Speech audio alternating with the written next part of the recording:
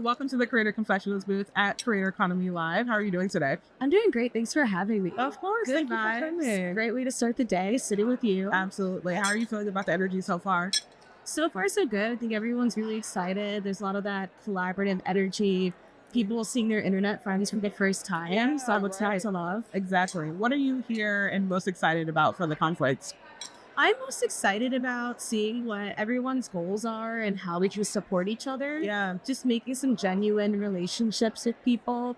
And then also actually following up on that. I think a lot of times we come to these and it can feel overwhelming if you don't have a specific intention. I think so my intention is to foster some good relationships and keep the good vibes going after today. Absolutely. One of the things I feel like is very well known is that like relationships are what keep the creator economy running. Yes. And there's been this conversation about taking conversations that have historically lived online and then bringing them out into the real world. So URL to IRL. Yes. What do you feel about what do you feel about that? Like, why do you feel like IRL interactions are more important than ever? They're more important than ever because we want to get a sense of who people really are. Because it's easy to be on the internet with a persona. Yeah. There's a lot of people who thrive there, and that's great. But I think it really says something about the folks who can cultivate that and then see the influence in real life. Yeah. I know we've been able to see that with you and how you brought people together. And I think a lot of people are really craving that connectivity, of course. So I think it's just a way to kind of really get a good gauge on people. Really get to know some things about them on a personal level too. Yeah. So let's get into the real, because I do feel like some people use the internet to hide who they are. They do. Do you feel like you're following any liars? I do all the time. Name them. Yeah. I plead the fifth.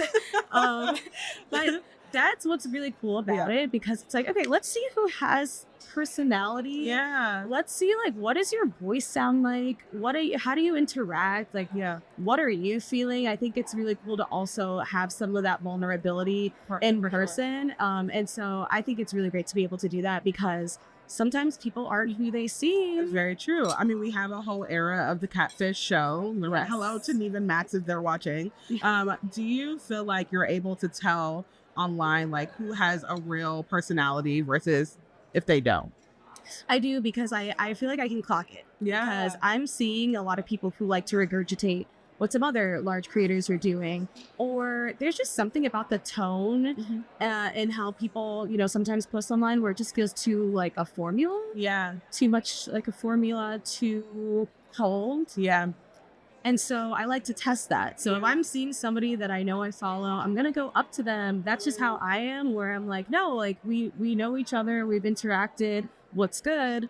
And we'll see from there. Yeah, exactly. You say you are. And I think that is like to the point, the beauty about like showing up in IRL. But in the cases that you don't have the opportunity to get that, do you feel like there is a specific way, like the way someone's maybe cultivated their profile, the content that they post, that could seem more fake in comparison to authentic, which is like the buzzword of the season, authenticity. It's a conversation that we're constantly having. So how do you feel like, if you're looking at someone's profile, if the way that you can tell that it's authentic versus if it's a fake profile? I'm immediately looking for what you're sharing about your personal journey. Yeah. I really don't like toxic positivity. Ooh, I get so sick of the toxic positivity. Like, we're not going to sit here and just talk about, just all the wins and all the great things. And, I think that's kind of that old LinkedIn behavior. Yeah, 100%. That we can't stand anymore. And now it's like when I'm seeing people share their personal journey, or even taking people on the journey with them and being vulnerable enough to be like, this is what I'm building.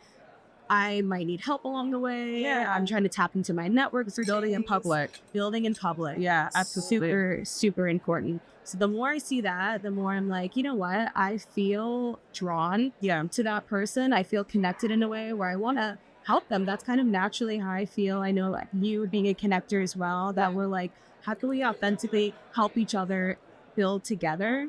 But if people aren't doing that, I'm like, I don't know. Yeah. Who are you really? Who are you? I don't know if I know you. Exactly. It's very obvious now. Absolutely. I mean, you mentioned LinkedIn, which obviously is one of my favorite platforms. It's what I like to call the briefcase app. Thank you. To you. What is it about LinkedIn that you feel like is making it kind of like this emerging platform for creators right now? It's such a good place to be able to test some of the features on the platform I think there's no, you know, algorithm per se, like the old platforms had, not the old platforms, but like other platforms had, that's constantly changing. I know it has changed a little bit over the years, but right now there's just so many tools at creators' disposal.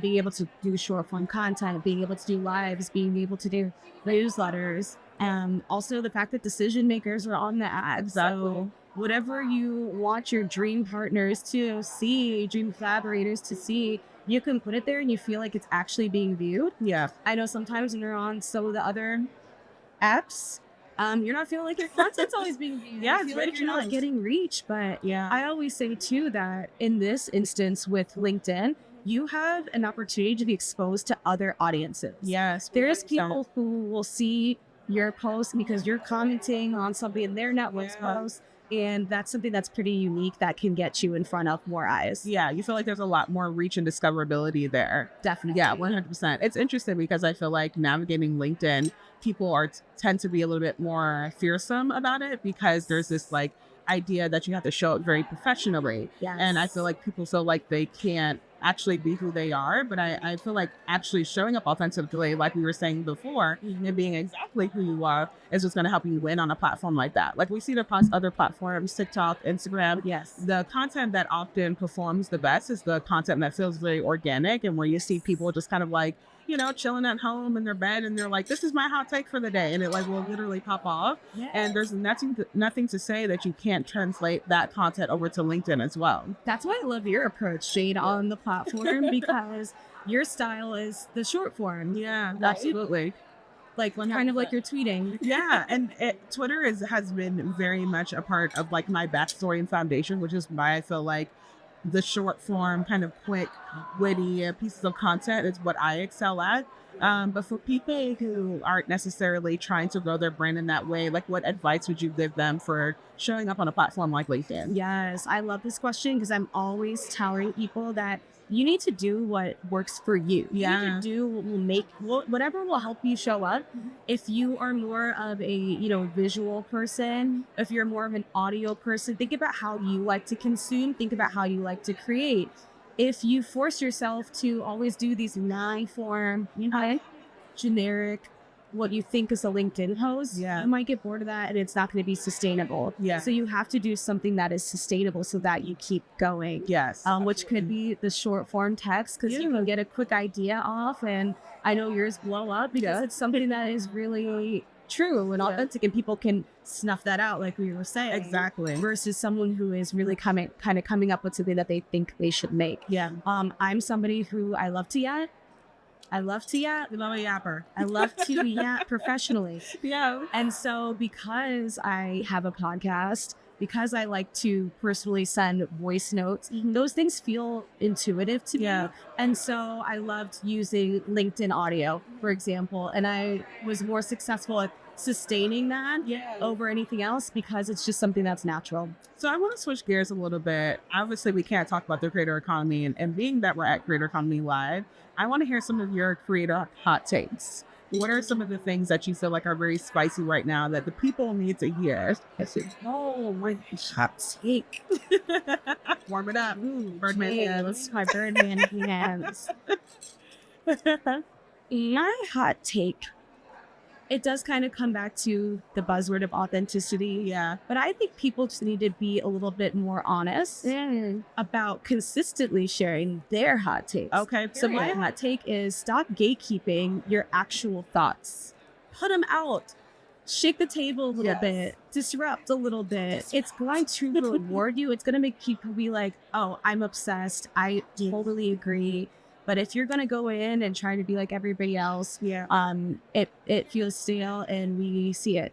Were there any creator or brand moments that you felt like really disrupted the industry last year, knowing that we're in the beginning of the year? Because I definitely am looking forward to see what's to come. But were there any moments last year that you felt like, oh, they did that? I'm going to have to think about that one. I mean, one of my favorites was this activation that Timberland did. And I'm going to say this selfishly because I worked on their social strategy. Yes.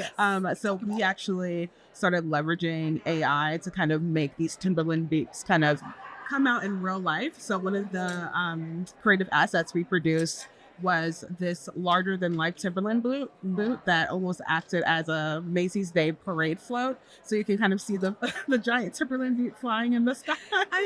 And obviously that's not a real thing, although it should be. That's not a real thing. But I think seeing moments like that online get people really excited because like we're stepping into this era of like surrealism, and it's literally like content as an art form.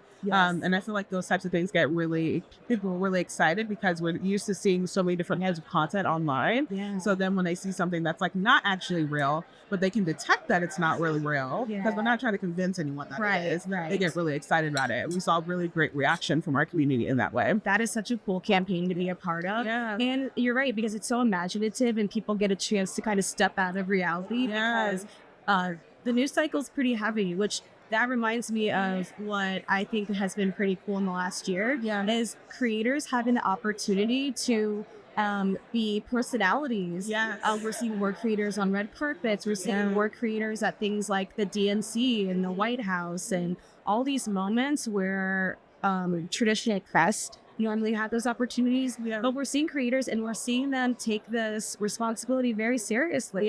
It's always a question of like, should creators follow these journalistic efforts? But people forget that creators have a commitment to their audience to tell the truth.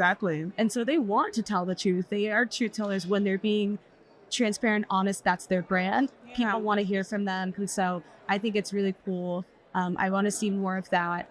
Used for good. Absolutely. I mean, I think that's a good kind of question to ask because I do see conversations online where people feel that creators and influencers aren't real journalists. They may not have gone to school in that profession or may have the real world work experience to actually have the knowledge to ask the right questions. And I think we kind of saw that situation on the Grammys red carpet with Babyface, where one of the AP reporters was like, "Sorry, Babyface. Hello, Chavo Ronan.